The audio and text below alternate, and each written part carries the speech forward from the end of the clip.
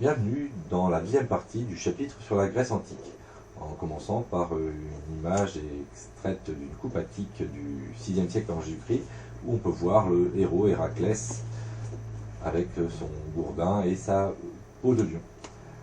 Donc on va parler dans cette partie de Homère, écrivain grec qui a écrit par écrit deux longs poèmes, l'Iliade et l'Odyssée. Donc cette partie s'intitule Grand 2, Dieu, héros et mythes. Quelles sont les croyances des Grecs? Donc en premier, on va s'intéresser essentiellement à l'Iliade et à l'Odyssée. Pour tout d'abord rappeler qu'au 8e siècle avant Jésus-Christ, Homère a mis par écrit donc deux longs poèmes, l'Iliade et l'Odyssée. L'Iliade raconte la prise de la ville de Troie par les Grecs. L'Odyssée raconte le voyage extraordinaire d'Ulysse pour rentrer chez lui. Donc ces poèmes nous font connaître les dieux et les héros grecs. Dans cette carte en bas, on voit les différents voyages d'Ulysse en mer Méditerranée jusqu'au détroit de Gibraltar. Et donc, à propos de l'Iliade, on voit bien la Grèce d'où partent les Achéens, c'est-à-dire les Grecs qui vont combattre dans la ville de Troie. Et ici, la petite île d'Ithaque, d'où aurait été originaire Ulysse. Donc, quelques extraits de l'Iliade et de l'Odyssée pour voir de quoi ça parle. Tout d'abord, l'Iliade raconte la guerre des Grecs contre les Troyens lors du siège de Troie. Donc ce siège va durer 10 ans, mais l'Iliade ne parle que de 10 jours de ce siège.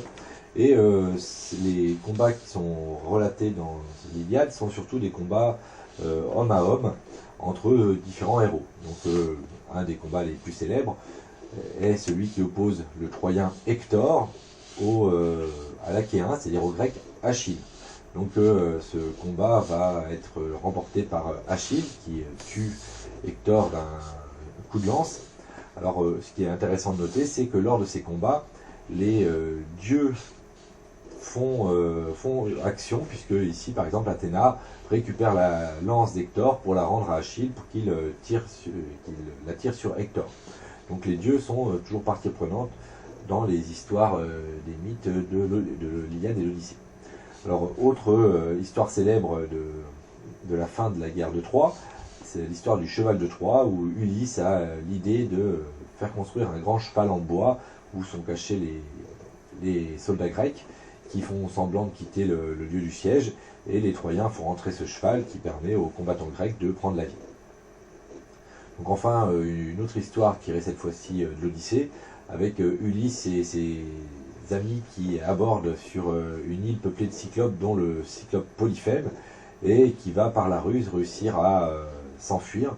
Donc cette ruse va consister à faire boire le cyclope Polyphème qui mangeait les compagnons d'Ulysse. On peut le voir ici dans cette représentation avec les deux jambes d'un des compagnons d'Ulysse. Et en le faisant boire, il va avec ses compagnons lui percer son seul œil, donc l'aveugler, puisque les cyclopes n'ont qu'un seul œil.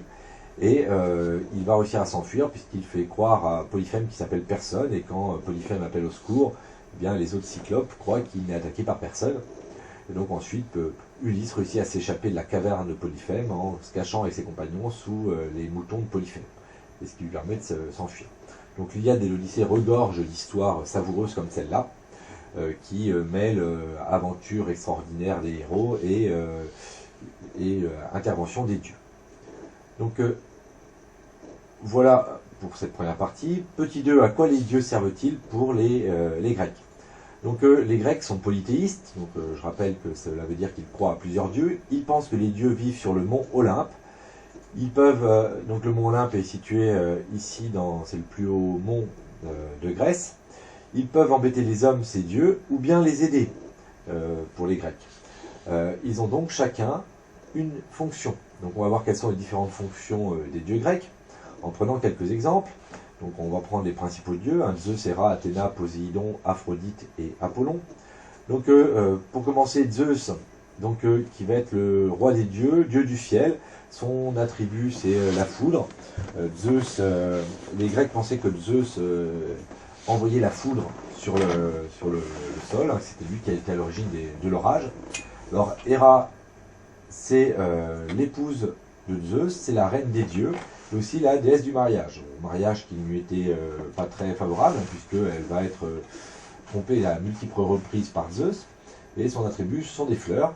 Alors ensuite, Athéna, qu'on reconnaît ici donc avec son casque, sa lance notamment. Athéna, c'est la déesse de la sagesse et d'Athènes.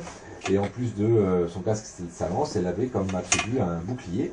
Donc son histoire, l'histoire de sa naissance est assez surprenante, puisqu'elle serait née déjà entièrement habillée, casquée de la tête de son père Zeus. Poséidon est lui le dieu de la mer, et aussi les tremblements de terre. On le reconnaît à son trident, ou un dauphin ici représenté. Aphrodite, représentée ici, est la déesse de l'amour. Elle a comme attribut la rose. Et enfin, dernier des dieux dont on va parler ici, c'est Apollon. Apollon qui est reconnaissable ici avec sa lyre. Apollon était le dieu du soleil, de la poésie et de la musique. Donc un dieu artistique. Alors, ces dieux ont une grande importance pour les Grecs parce qu'ils croient qu'ils peuvent intervenir dans leur vie, qu'ils peuvent les aider ou leur provoquer des malheurs. Et donc, pour s'attirer les bonnes grâces et les bonnes intentions des dieux, il fallait faire un certain nombre de choses pour eux. Alors, par exemple, il fallait faire des sacrifices. Donc, nous avons ici une coupe du 5e siècle qui nous montre un taureau qui va être sacrifié. Donc là, ici, le prêtre qui va faire le sacrifice sur l'autel, AUTEL, où où va être tué l'animal. Donc pour que les dieux soient favorables, les Grecs leur font des sacrifices, c'est-à-dire qu'ils tuent des animaux.